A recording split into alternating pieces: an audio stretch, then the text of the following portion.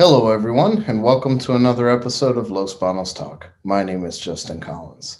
On Friday, June 18th, later last week, Los Banos Police Department, in cooperation with Merced County Sheriff's Office and the SWAT team, apprehended a suspect in an operation that lasted for hours and drew quite a bit of social media attention. I'll give you all the details in just a moment, right after a brief message from our sponsor. Hey there, small business owner. COVID-19 restrictions might be going away, but it's still extremely important for your business to have an online presence, which is why you need Curly Admin. Online traffic and sales have been increasing for years, long before COVID-19. Many customers like to research a business online first, and some customers will still prefer to stay home for a variety of reasons. And chances are, even when they are out, they're on their phone, which is why your small business needs a great-looking website on both mobile and desktop.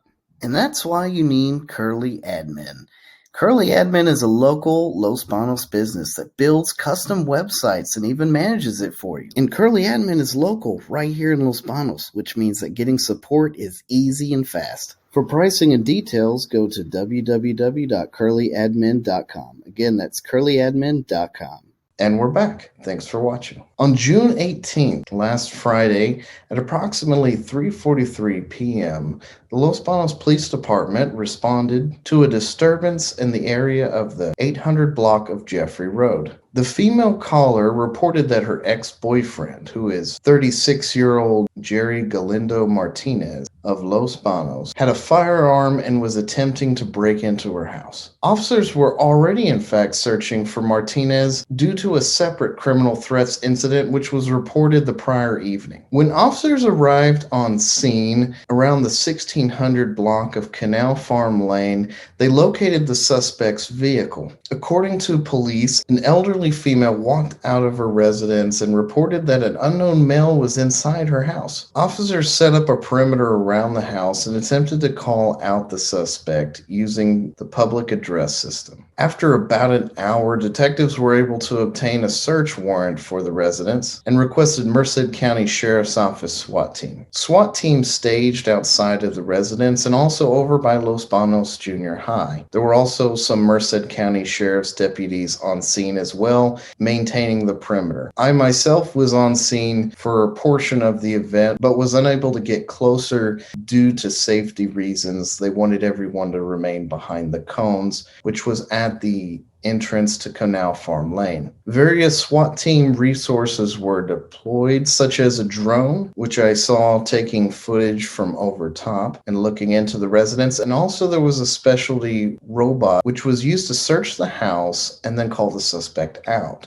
I also recall from being on scene overhearing negotiators making several calls over the megaphone repeatedly every so often, asking the suspect to come out with hands up and that they had obtained a search warrant for the resident. This incident lasted several hours, about 4.5 hours to be exact. It created quite a stir on social media, and there were many people who thought that there was military personnel on site. However, as you can see from the pictures, and I can understand why a lot would think this, SWAT personnel sometimes can be mistaken for military personnel because a lot of times police departments buy equipment from military if they're surplus equipment. And a lot of SWAT, in many departments, their SWAT gear is largely based off of military equipment, as SWAT is a specialized team for extreme circumstances such as this. Martinez ultimately voluntarily walked out of the residence after 4 hours of negotiation and was placed under arrest. The residence was then searched thereafter, and a replica handgun, a BB gun, was found. Martinez was then booked into the Los Banos jail pending $50,000 bail and was charged with criminal threats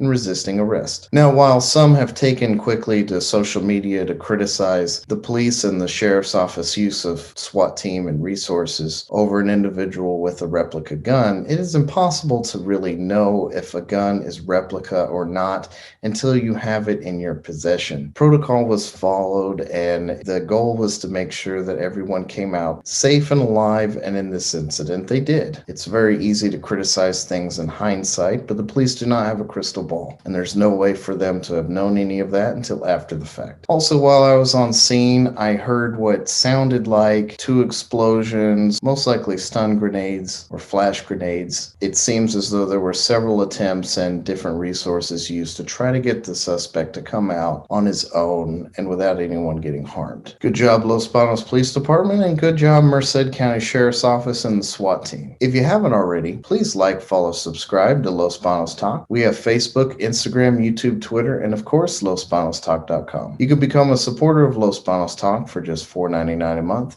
and gain access to all the videos first and ad-free. Plus, gain access to bonus behind-the-scenes exclusive content and opinion pieces as well. Once again, my name is Justin Collins, and I hope you have a wonderful rest of your day.